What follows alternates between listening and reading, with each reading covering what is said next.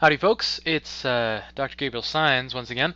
Today we're talking about Chapter 4 in our Intro to Psych class. It's sex, gender, and sexuality. Some of the topics in this class may be uncomfortable for you. You may disagree, have personal opinions, be of a social group or religion that disagrees with these things.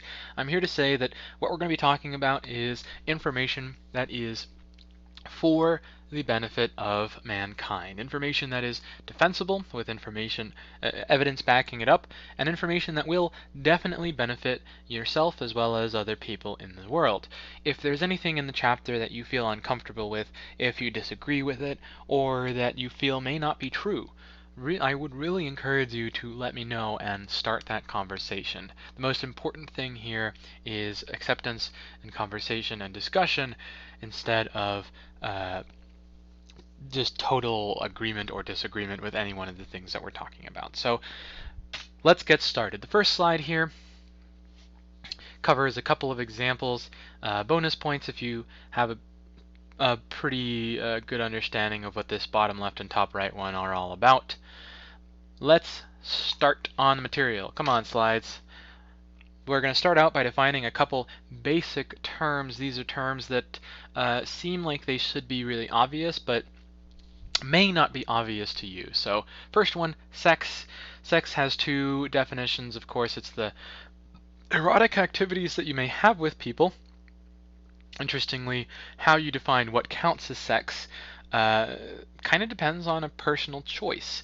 Depends on the institution you're talking to. So for some people, sex is exclusively the penetration of the vagina with a penis, but for other people, sex can be anything from erotic conversation to any other type of penetration to sexual play that isn't explicitly sexual in any nature. So for example, cybersex, which does not involve any physical aspect to it and could realistically be considered a form of sexual play, could be sex for in your definition because you both have a sexual experience, or you by yourself experience a sexual experience, or you experience orgasm. So it's important to know that this sex kind of as a erotic activity has a variety of definitions and not just one answer.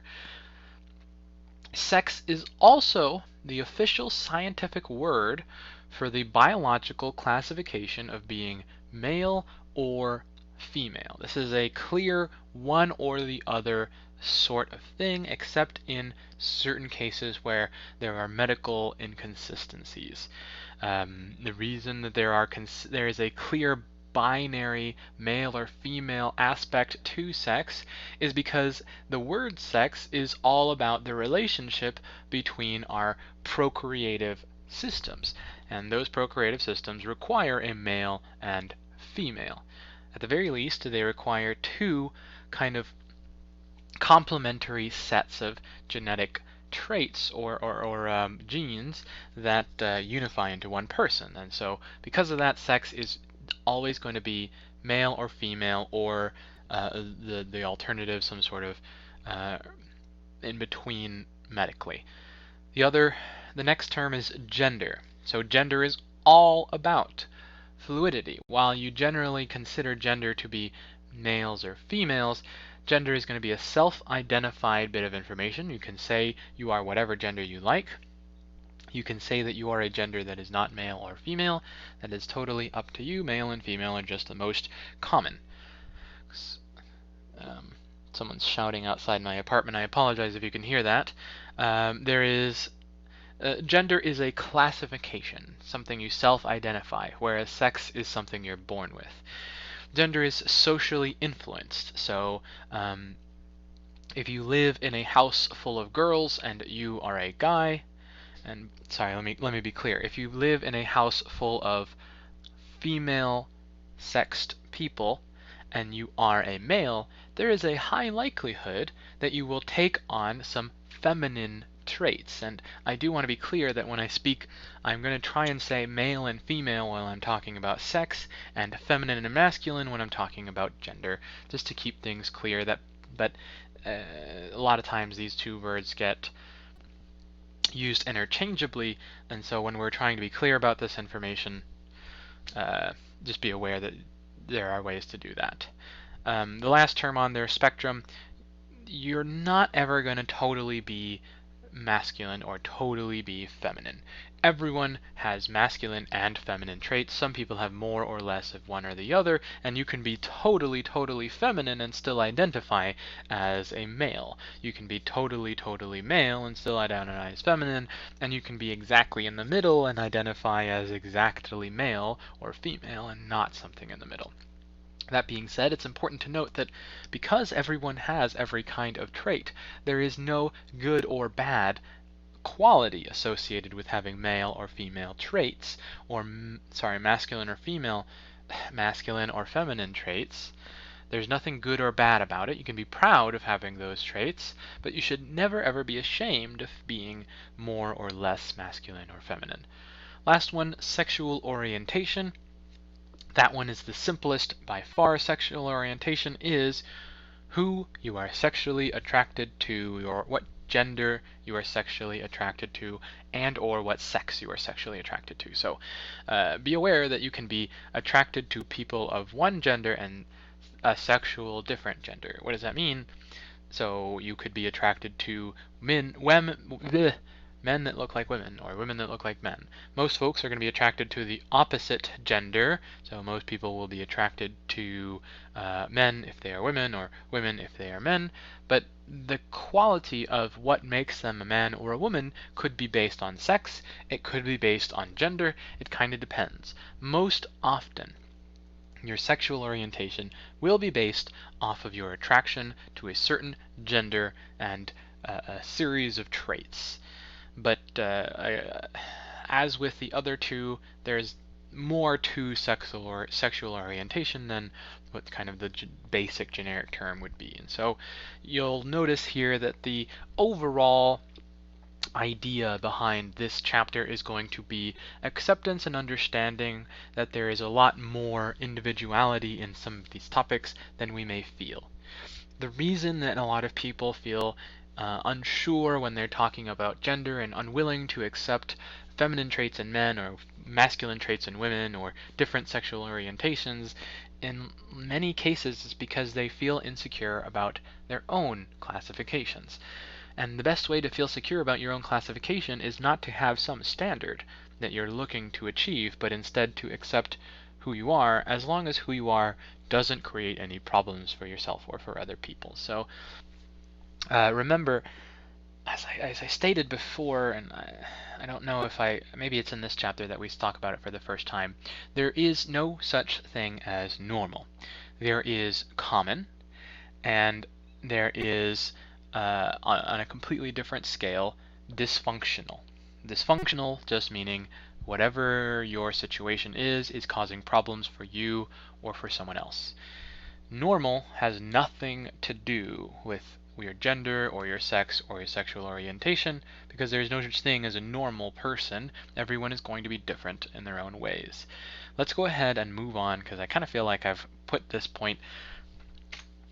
this point to death already, so let's talk about sex. Sex is your biologically influenced classification as being male or female. It's an objective term. There are clear ways to identify your sex, usually with sexually dimorphic traits. Sexually dimorphic traits are differences in physical bodies associated with being male or female within a certain species. So I've got a couple pictures here of sexually dimorphic traits. Usually, animals are going to be prettier if they are males, because males usually have to win the affection of females. So here we got much prettier duck, less prettier duck. The prettier duck is probably the male. I don't know the specific species of bird, but it's probably the male because males usually have to woo the female, and so by being pretty, they'll woo that female. Of course, what is pretty is a personal definition as well, so maybe a better description is that this male has more varied colors, more bombastic appearance, but you could believe that this duck is prettier than this duck. I'm not sure if you can see my mouse. Whoops. Let me make sure you can see my mouse with the laser pointer, so you could believe that any one of the two ducks is prettier. Moving on. Another example of sexually dimorphic traits. These three fish might look like completely different fish to you, but in actuality they are different examples of the same species. Of course, this one over here might be a slightly different species from these two, but we'll get the point across. Which one of these two do you think is the male or female? And does it make sense that these two are the same species of fish? This is an anglerfish. This is an anglerfish. This is 1.5 anglerfish. What's going on? The female anglerfish is big and strong and scary and has a little bit of bulb here. You may have seen an anglerfish in the movie Finding Nemo. They are pretty cool predators. This is a male anglerfish. Male anglerfish have one genetic purpose: to deliver sperm to the female anglerfish. The way that works is the male anglerfish will attach itself by the teeth to a female and slowly burrow in. Once it's attached, it will slowly dissolve its body to the point where it is a pair of gonads, or sexual organs. In layman's terms, a pair of testicles attached to the female. The pair of testicle is permanently attached to the female and gets its nutrition from the female, and all it does is provide male genetic information. So, a very clear sexually dimorphically different sex of fish there has never ever been. Probably maybe there are more sexually dimorphic fish. If you ever know about any sexually dimorphic fish that are more extreme than this, let me know. I would love to learn about it. The sex of the anglerfish is often therefore titled the worst sex on Earth, because it involves biting your partner and then becoming nothing more than a pair of extra nuts. Okay, so what else do we know about sex? Sex can be changed with surgery. There are some situations where people are intersex, which we will learn later, and in those situations people often get surgery to be more one sex or the other. The act of procreation is also a definition for sex, and as we have already described, that definition is very subjective.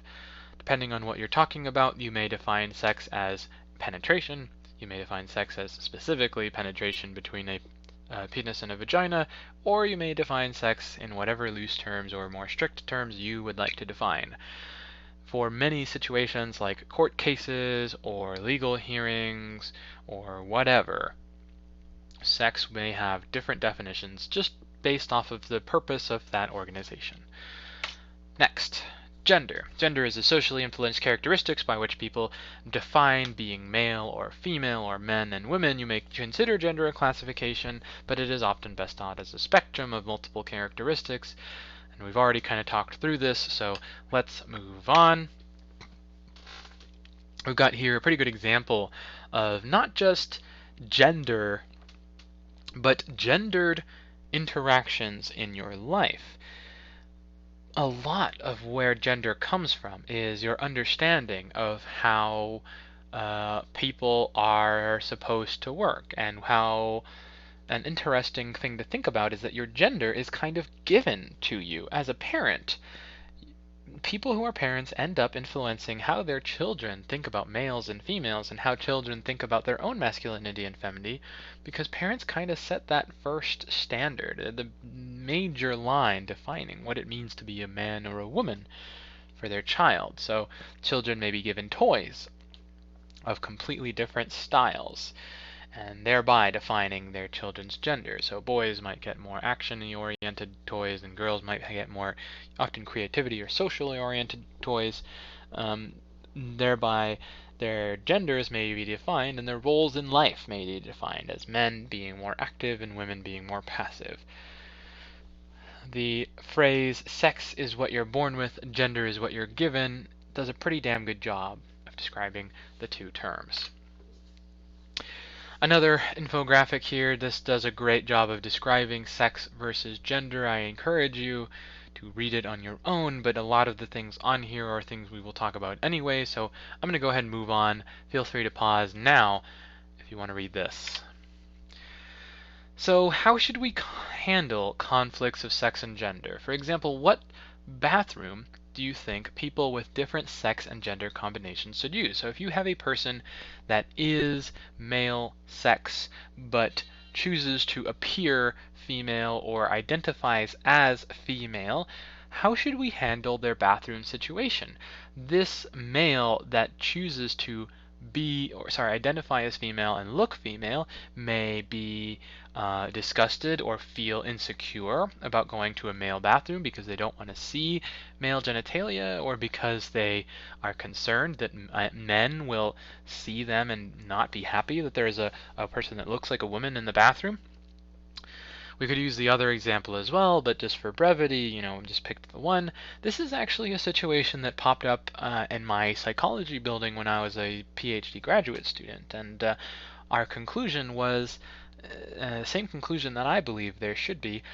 Every single building that has a bathroom should have a family bathroom at minimum, and if it has a male or female bathroom, it should also have a family bathroom. So there should always be a family bathroom. What is a family bathroom? A family bathroom is one single bathroom use for men and women. The reason it's called a family bathroom is because historically it was to allow for people to take kids into the bathroom with them to change diapers or to deal with children who are not potty trained or who would not be safe on their own. But this also elegantly solves the problem of sex and gender incompatibility with the common sex and gender styles. So what do you think? What is the best way to handle this? Other people believe that there should be a transgender or a intersex bathroom. I am noticing now that I misspelled sex here on this slide, so sorry about that. Let's fix that right now, because that's kind of embarrassing. Whoopsie. As you can see, I have made up my own slides because no self-respecting publisher would ever have slides with a misspelling there, but I hope you can see that I'm fallible, and in seeing that I am fallible, you may have a better, more willing mind to consider difficult questions like this bathroom question. There are other questions like this, so another question to pose would be, how should athletics be handled? How should males who identify as females participate in athletics? Should we have male testosterone-driven women participating in the women's athletic contests? Maybe you say yes because you want to make sure they are included. Maybe you say no because there are differences in their biology and therefore they would be unfair contests. Maybe the best answer would be to come up with an intersex league, and you'd have to ask yourself, is that fair? There are no perfect answers to these. I can provide you with the answers that I believe are best, but these are things that right now as society we are dealing with, and the most important thing about them is not to have an answer and seek out the right answer, but to work with people to see what is best for most folks. Bear in mind, I do not agree that we should try and accommodate every single person's every single need, because I think just from a financial point of view, that's never going to work. Instead, we should figure out economically viable solutions for things like family bathrooms. I see no reason why an establishment can't have just a single stall bathroom that works for everyone. And I know this is really starting to get on the verge of political choices. The reason I brought this up and talked about the economic and political aspect of it is because as psychologists we do have to consider what is the best thing that we can do for most people. But we also want to always put the emphasis on conversation and understanding and cooperation. So maybe there's a better answer than the one that I gave. If you think you have a better answer, let me know. It's a great way to do your exit slit for today. Okay, the male versus the female sex. There are a lot of differences between the two, and this is really not going to be who is better or worse, which one is superior. There is no such thing as superior, there is only different, and in a surprising amount of cases, similar. Remember that males and females share way more than 99% of their biology, because we are all humans. And the most important trait of humanity is cooperation.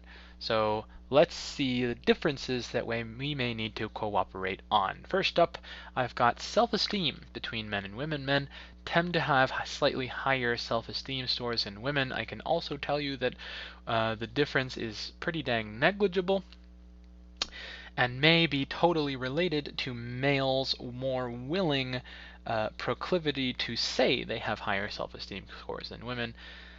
It's not that much of a huge difference, not big enough for it to matter. Next up, let's talk about emotional maturity. What is emotional maturity? I would like you to think about this before we take a look at the rest of the slide. What does it mean to be emotionally mature? Well, the age of emotional maturity is different in men and women. Question 2, what age do you think men and women hit emotional maturity? You may not be surprised to hear that men hit emotional maturity at age 43 and women hit emotional maturity at age 32.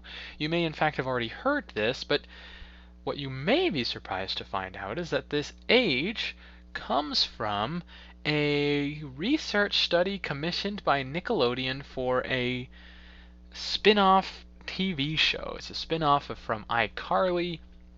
I don't know how well this TV show did, but if you look up where did these two figures come from, I could not find any actual study about them. I couldn't find any evidence to back them up. All I could find was the fact that it was commissioned by Nickelodeon for a TV show, which tells me that, well, we can't really trust these figures. Despite that, in my personal opinion, men do hit a emotional maturity later than women, but there may be different reasons for that. We might talk about that later on. So let's take a look at some differences in gender. No, I want to go back and say something. I do want to say something about this. One thing that is different in men and women is how they are raised. We know that, not a big surprise. There is new research coming out that shows that women are often raised to work with their feelings, to express their feelings, to converse their feelings, and to rely on other women or other people to work through their feelings, whereas men are taught to not have feelings or to not express their feelings because big boys don't cry. In my opinion, the reason that men hit emotional maturity later in life is because they're taught or indoctrinated or parented into believing that they shouldn't work through their feelings. So the answer to why do men seem less mature than women might be because men are taught less emotional maturity in young ages. I don't know if that is totally true, and I have not looked for those studies, although I know they are out there. Feel free to go check them out. And if you do like them, if you do like that idea, feel free to go check it out. Actually, I don't actually remember what I've got here for you in this superscript, so there may be evidence for what I was just talking about there. I put these slides together a while ago. So moving on, let's talk about what concrete differences there are between men and women. Men are more likely to die by suicide or by alcohol or to develop alcohol dependence, 4 times more likely than women. Not a big surprise since we know that men have trouble developing themselves emotionally and may have to turn to less good emotional coping mechanisms like drinking or suicide. Men are more likely to be diagnosed with autism spectrum disorder. And in truth, this is because autism is more associated with young boys. And in fact, autism, it looks a little bit different in girls than in boys. A lot of times autism in girls is diagnosed as something else, being, I believe the name for the diagnosis is oppositional disorder or something like that. Basically, girls are not diagnosed as autistic, they are diagnosed as being unsociable. Men are more often diagnosed with color deficient vision. That is straight biology, just men have a higher likelihood of being colorblind to some extent, although there are other things about that we'll talk about in a moment. Men are also more likely to be identified as ADHD. ADHD is another thing that is slightly different in men and women. However, to be totally honest, I don't remember what ADHD looks like in women. I do believe that women develop concentration earlier and better than men, so it may be that that's why. Men are more at risk for antisocial personality disorder. That also not so much of a surprise, since men may be kind of taught to not work with their emotions very well. Alright, so women have a number of problems and situations that they have to deal with as well. Let's go through them. Women enter puberty sooner and live about 5 years longer. So living longer is wonderful.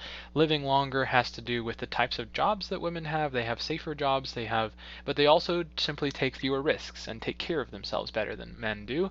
Entering puberty is, of course, a huge pain in the butt. Excuse the pun there. It's important to note that a lot of men have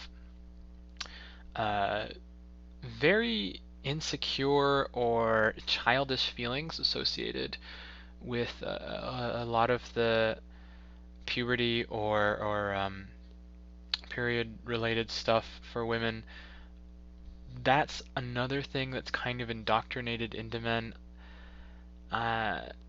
As a parent or as a person that socializes with men and women, I would really encourage folks to just be honest and converse about those sexual differences, so that it is not something that is icky. Nobody should ever believe that any other body is gross, unless it is gross due to, poor hygiene. No one should ever feel as though the things that their body is going through naturally are unacceptable, and I can promise you that because there is this kind of lack of information on men's side, and this feeling that that women's bodies are icky on men's side, you do end up with a lot of very unfortunate situations where men do not treat women well, or women undervalue who they are or don't think that their bodies are wonderful because of this socializing. So, kind of a long point to talk about from puberty there, but I really wanted to make sure that comes out in the video. Women express emotions more freely. We've kind of talked about that and why that might be. Women become sexually aroused sooner after orgasm. So, starting to notice that this list of differences is more positive for women and more negative for men. It comes from the textbook, so that's not really intentional.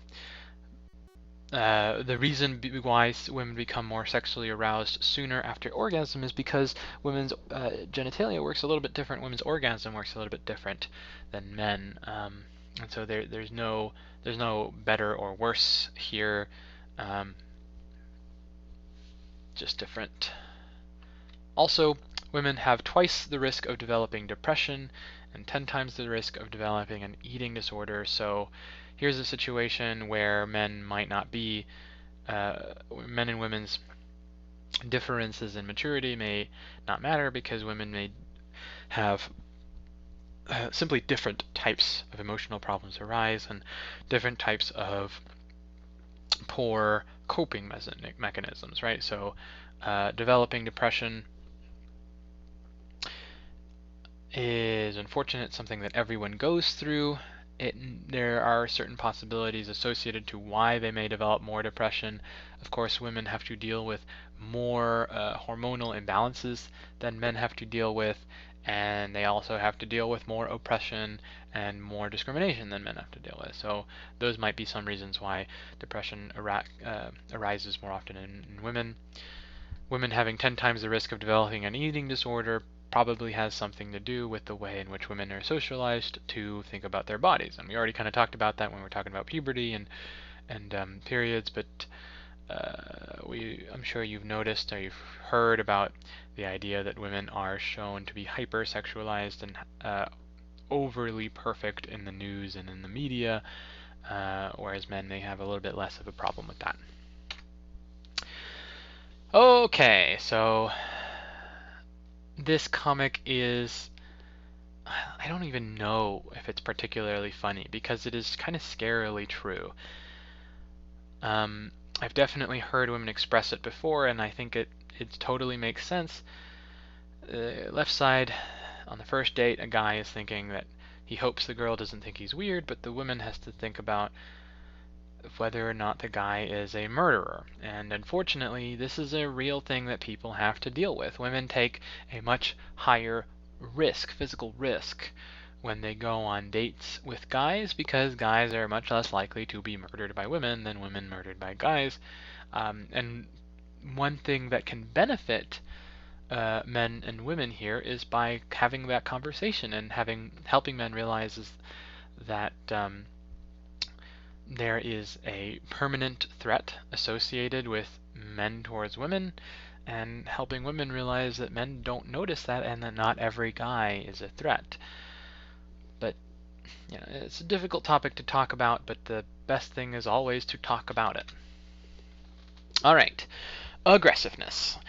Aggression is any act intended to harm someone physically or emotionally. Men are most often thought of as being more aggressive than women, and men do tend to be more physically aggressive than women. However, women tend to have a little bit more relational aggression than men. Definitely overall, women are less aggressive, but relationally slightly more aggressive than men. What relational aggression is it's the way in which people can be aggressive through interpersonal activities. So through bullying, through clever social manipulation, through making sure to benefit more, to make sure someone else takes the blame for things, make sure you get the credit for things. There's a lot of different ways you can have relational aggression. It's a more indirect form of aggression, but can be equally as bad as physical aggression. If you would like to learn more about relational aggression, I do have this video here and a website that teaches you about it. Does a pretty dang great job of explaining it. Next up, gender and social power. We've got another men versus women sort of slide here. So women have a relatively less or lower salary than male. They definitely have a lower salary in traditionally male occupations, and we'll talk about that wage gap later on. Women tend to smile and apologize more than men do, so that meekness is something that's kind of ingrained into femininity that may not be beneficial. Women are less successful in politics, potentially because of the meekness, the need to seem subservient, possibly because of systematic discrimination. People may be less willing to want women in a position of authority. I really would encourage you to check out one of the assignments that we have in the setup. I think it's set up as a Chapter 5 assignment that's all about doing an experiment with your friends to see how they choose a authority figure. So it's a fun one. It probably is more fun than the other one, so I encourage you to check that out.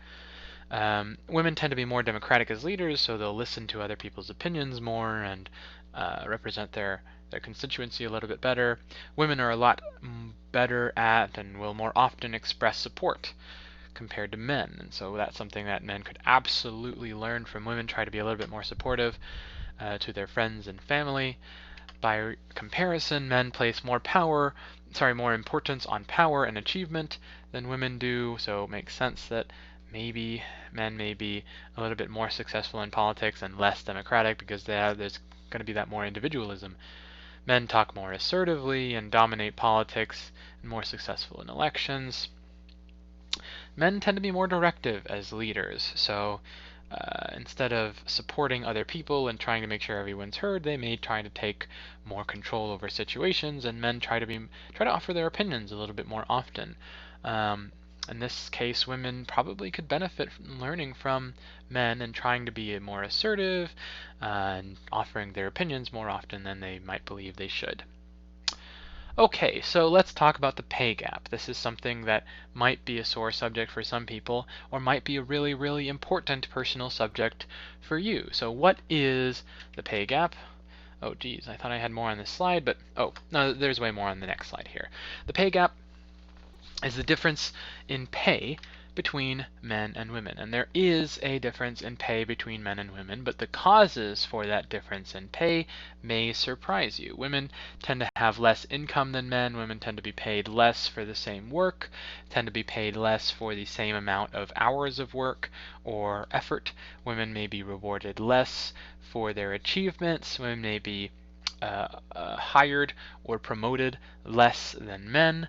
And there's lots of different reasons for that. For example, the assertiveness that we were talking about earlier may play a factor in that. Just because men work the same as women doesn't mean that they would be hired the same, because maybe men are traditionally better, or taught to be better, or raised to be better at being assertive, and therefore putting their name forward, looking good, and getting hired. That's something that maybe women can work on. And I do know that there are a number of feminine organizations that try to work on teaching women to be more assertive and to take on some of those qualities that will make them more successful in the workplace and in politics. But I don't want to blame the victim here. Every single problem that we talk about is going to have multiple aspects to it, and so definitely a major cause of the pay gap is structural sexism. Structural sexism is just the way in which sexism occurs throughout society in many, many small ways. So structural sexism is that women may be slightly less considered for certain jobs. Women may be slightly less paid, slightly less, but that slight difference on average over many, many millions of men and women will result in a very noticeable difference. Women may not, because you might not normally think of a woman as a firefighter or a career military person, or some other traditionally male-driven job, they may be less likely to be hired just because of that little bit of confusion that happens in the head of the person who's hiring them. So that's structural sexism. We'll talk about structural racism in another part of this class, but it's a good idea to be aware of the idea of structural problems. A problem that's not direct sexism. It's not someone being mean to a woman because they are a woman, but instead many, many tiny problems that you might actually be part of and not even realize. Of course, there is overt sexism, where people are directly discriminatory towards women, which does happen. Men may have a lesser likelihood to want to hire a woman for whatever personal reasons they have that is sexist. Of course, there is sexism towards men, but while we're talking about the pay gap, I'm not really too interested in bringing it up. Non-cognitive skills can also affect the pay gap. So what are non-cognitive skills? Cognitive skills meaning just kind of your intelligence and your abilities. So non-cognitive skills such as your confidence and assertiveness can play a factor in the pay gap. We've kind of already talked about that, so let's move on. Excuse me. Social preferences can affect the pay gap. So this is where things get a little bit kind of in between on being sexism and not sexism. So women may want to have a family. Women may want to care for their children more so than men. Women also are the only ones that can get pregnant, and therefore would require special considerations compared to men in the workplace. And if you are an immoral, boss, you may choose to hire a man over a woman because you don't want to give those special considerations for pregnancy and for child rearing. In addition, women are more often left with children. So they more often have to take care of a child when the couple separates. So it makes sense they would have less opportunity to work in jobs for more time. The final point here is that women get a pay penalty for being good citizens. They get a success penalty for being good citizens. So think about your jobs that you've had. If you pay attention, there are always things in your job that are more visible and less visible as you doing work. And so men may be more willing to do work that gets them recognition, whereas women may be more willing to do work that everyone benefits from, but that that is a little bit less recognizable or a little bit less obvious as being valuable. The other part of the good citizen penalty is that women choose jobs that are more socially valuable. Women choose jobs like being teachers and nurses.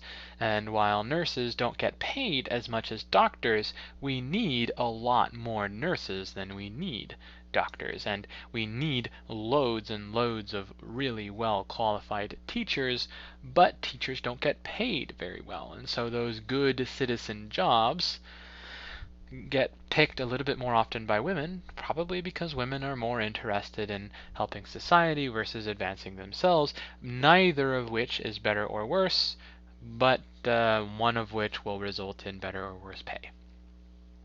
Fun fact, I chose to be a teacher because I love teaching and it's a lot of fun.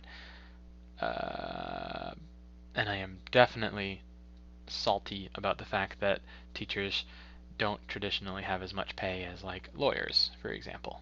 But moving on. Gender and social power. So women tend to be more interdependent and rely on other people as well as, more specifically, other women. Women tend to play in smaller groups and tend to be a little bit less competitive than men. Women tend to have conversations that are more intimate and friendly, and women tend to be less assertive and more flirtatious.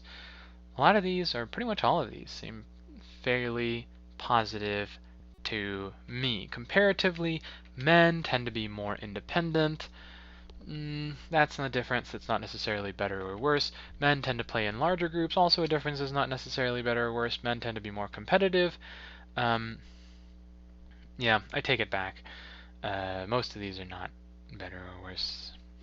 Men tend to be more competitive, so that's an interesting topic to me because competition is very valuable in advancing society and seeing and making strides in science or just about any sort of academics, economics, athletics. But cooperation is always going to be better for the overall group, so a combination of cooperation and competitivity may be most beneficial for society. Conversations for men focus on problem solving a little bit more than intimacy and friendliness.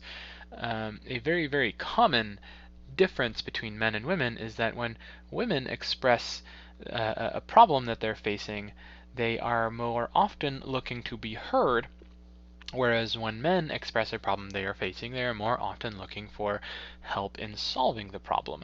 Both are perfectly valid and equal. However, a problem arises when men and women talk to each other, and a man is trying to solve the woman's problems, and a woman is just trying to hear what the man has to say. Men definitely would benefit from just listening a little bit more, or just being heard a little bit more. And women would definitely benefit from looking for solutions a little bit more, or requesting solutions a little bit more. Sorry, trying to offer solutions a little bit more. To give you an example there, to make a connection to a previous slide, women would benefit from offering their opinions a little bit more often. Finally, men tend to be more dominant and less expressive. So that kind of goes hand in hand with those last things we've talked about. Let's move on. Sexually differentiated development. So how do men and women develop differently than each other? On the left here, a point that I'd like to make is that in youth, most species have few differences between men and women. So here's a boy and a girl.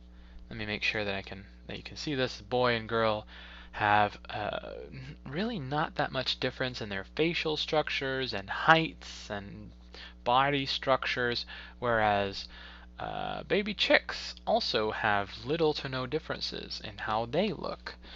However, as adults, there are clear, noticeable differences between the sexes for both chickens and for people. Why is that? Well, the reason nature developed differences between men and women is so that men and women could tell each other apart for the purposes of sex. And that means that there is no benefit to there being differences between the sexes at early ages, which is why there are very, very few differences between, or fewer differences between boys and girls compared to men and women. Okay, so I would not be a very good teacher if I did not include a slide that presents the biological differences between men and women. I'm not going to go through all of them, mostly because there are not a whole lot of benefits to learning psychology from presenting these. If you would like to learn more about these, feel free to take a look through this slide. However, I'm going to keep moving in 3, 2, 1.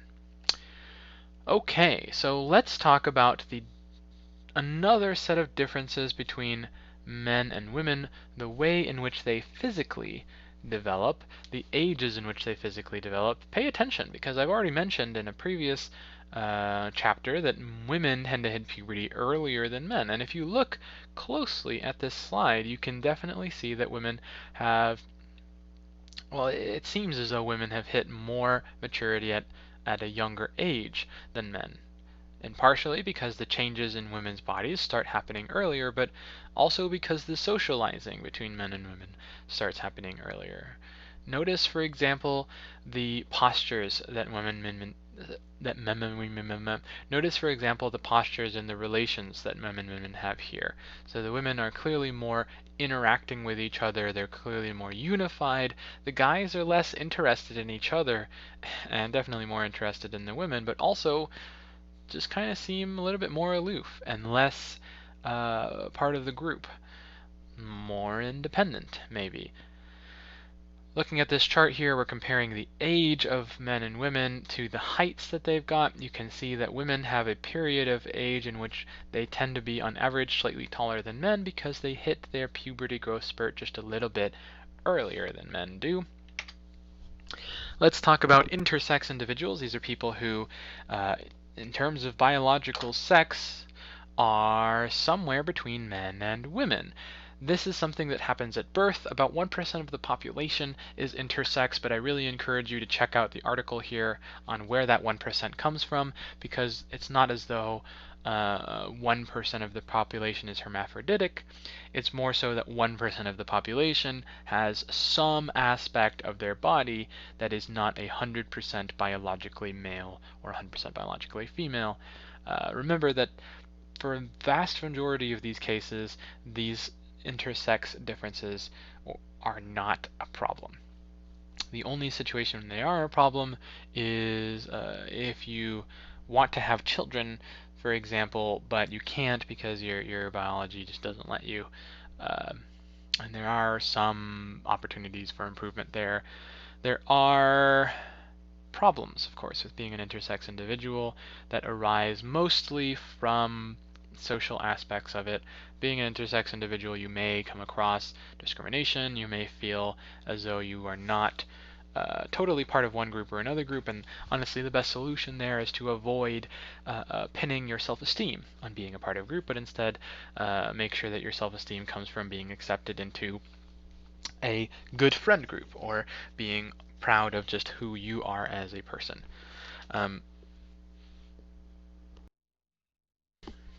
Excuse me. So one issue that intersex individuals face is the corrective surgery that happens to them. So many people that are born with genitalia that is somewhere between male or female get surgery almost immediately after birth that places them more in one category than the other. Doctors used to do this just kind of off the cuff because it was believed that this would be better for people, but it is now believed that it is better to wait until there's a clearer picture from your own biology of whether your body wants you to be male or female. So probably the best thing to take out of this is that although intersex individuals may be more common than you think, the issues associated with them are not as common as you might imagine, and also the issues may come about more from social aspects than from their intersex aspects. Of course, I've got a question down here. How should we deal with a high testosterone female sprinter? So if a woman, female, biologically sex female, tends to have more testosterone, it may be that that higher testosterone gives her a slight advantage in athletics. So how should we deal with that situation? I don't know if there is a good answer, but it's important that we consider the question.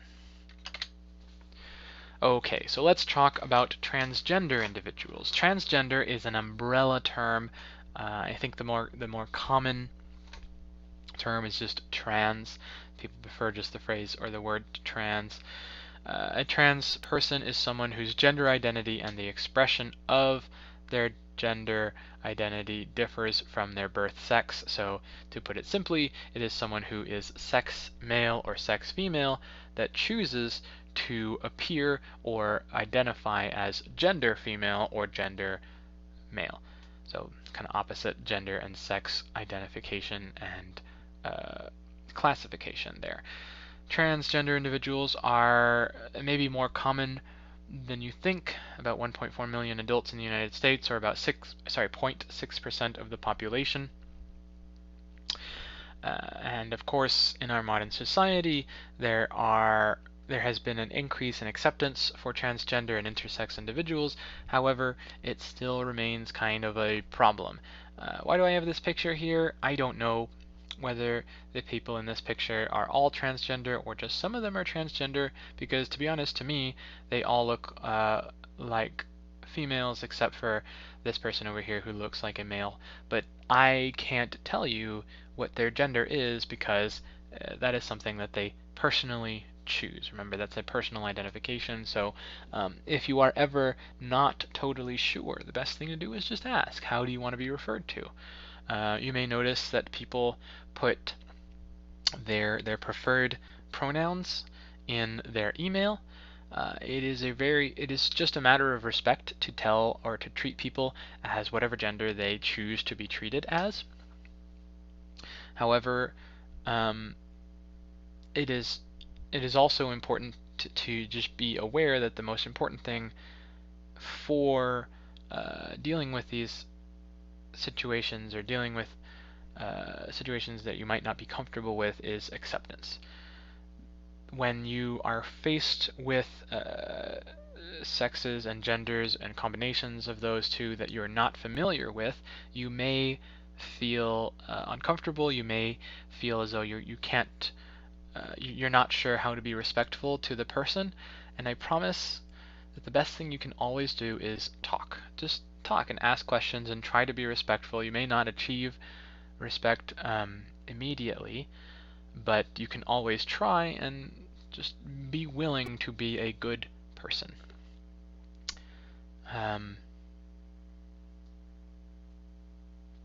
Yeah, I think I've covered this topic pretty well.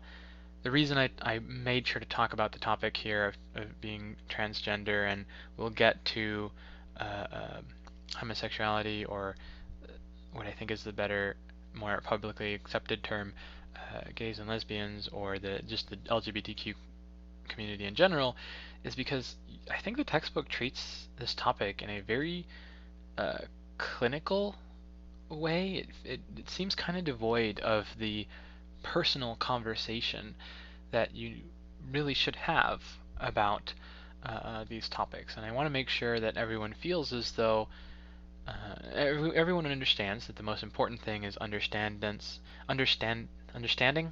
and tolerance. I kind of mixed up those two words, and that it can be difficult to talk about these sort of things or consider them if they are something that you haven't dealt with before. And there's nothing wrong with that difficulty. The only thing that can ever be wrong is intolerance and disrespect. So try and take that with you moving forward. I'm sure that most people feel that way, but if you do not feel comfortable talking about these things, if you have never met a transgender person or an LGBTQ person for whatever one of those qualifications, take that with you. Remember, everyone is going to love being respected and being heard. Okay, next part in this chapter, talking about genders and the spectrums of femininity and masculinity. When I think of genders and gender roles, the first thing I think of is some older societies. Whenever I have learned history, one of the most common things that comes up in history is gender roles. So what is gender roles? Gender roles are the socio-culturally expected behaviors, traits, and attitudes associated with being either male or female. So when I think of a pretty good example of gender roles is you can look at this picture and you can see what the different jobs of men and women are. So here we have someone that actually I can't tell if they're a man or a woman, but they're sculpting a pretty cool gold statue. Over here, I'm pretty sure this is a guy carrying a heavy load. Makes sense that men would have jobs that are associated with carrying heavy things just because male bodies are physically stronger.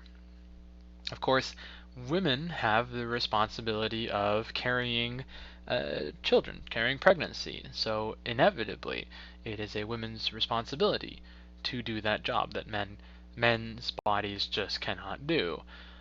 We see here craftsman. I don't know what the heck he's building, but we also have a craftswoman. And here we have children. I love that you can't even really tell which children are men versus women. Sorry, girls versus boys, because again, at early age, there really is little to no difference. So, gender roles in Aztec society. I took this slide from some website, probably linked here via this number. What are the gender roles in Aztec society? This slide does a pretty good job of explaining it via how males and females were taught in Aztec society. And you can kind of read through that here on your own, but I present this to you so that you can consider what gender roles there are in your own society. And we're about halfway through the slides, so I think I'll end here with the question, what are some gender roles in our society? Which ones are assigned based entirely on socio-cultural aspects? Which ones are assigned based off of differences in biology? Which ones make sense and which ones don't make sense to you? Let me know. And as always, have a absolutely wonderful day.